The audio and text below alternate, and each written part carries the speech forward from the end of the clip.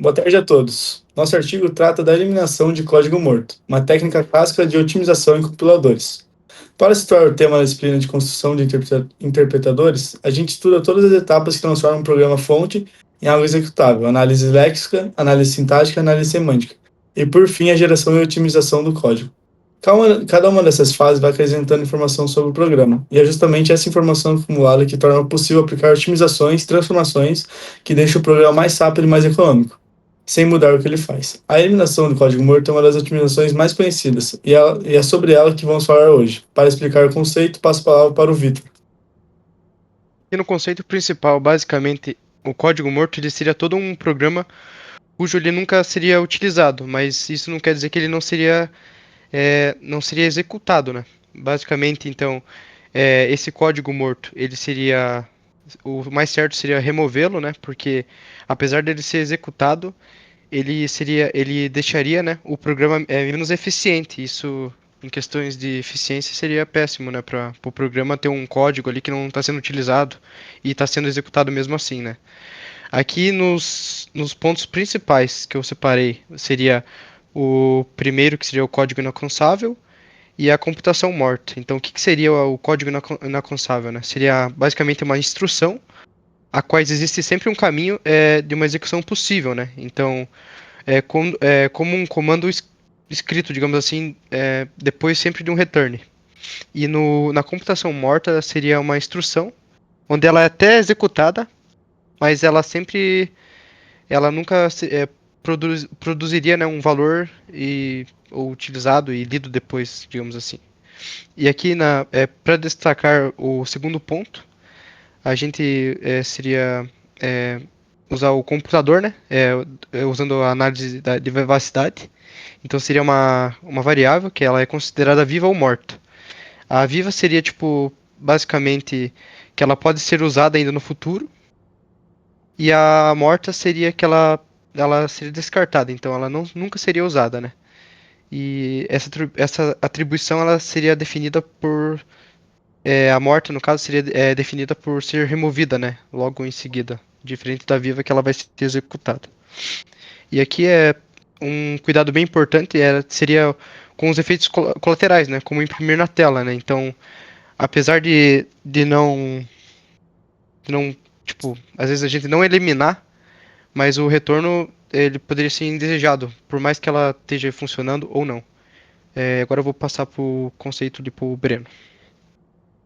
Bom, o exemplo aplicado que a gente fez no artigo, né? Se a gente for olhar ali a função, é uma função que calcula o dobro de um valor x, né?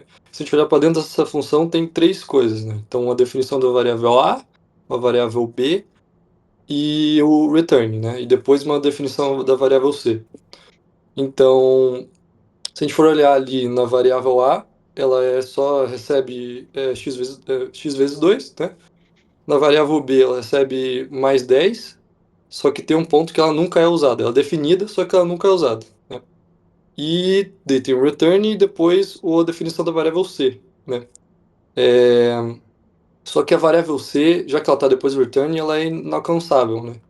Então, depois das análises, né, de um compilador, a gente vai ter uma representação intermediária, né, de três endereços. Então, que é onde realmente a otimização acontece, né?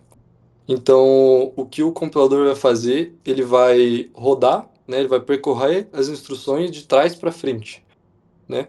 Então, ele vai descobrir três coisas, né? Ele vai descobrir uma variável que está viva, né, que é a variável a, e, e o valor retornado, assim como a b e o c, né? Só que ele vai perceber que já que a variável b ela é definida, só que nunca lida, ele vai eliminar esse código, né?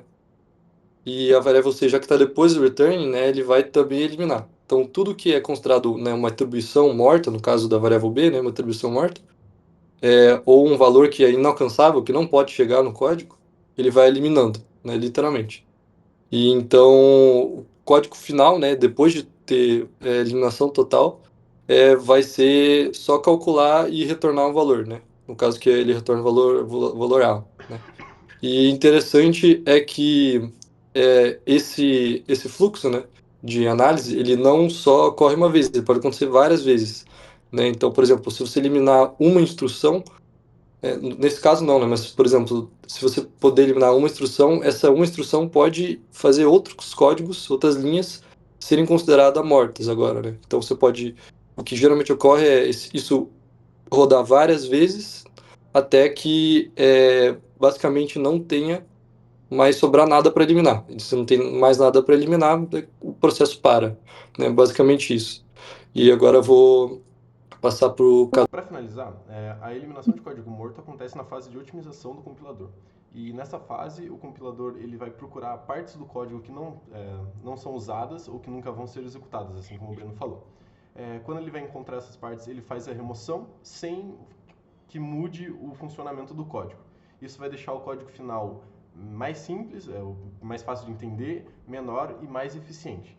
Então essa técnica ela vai mostrar que o compilador não só vai traduzir o código, mas também ela vai tentar melhorar o programa antes de gerar o resultado final que vai ser compilado, né?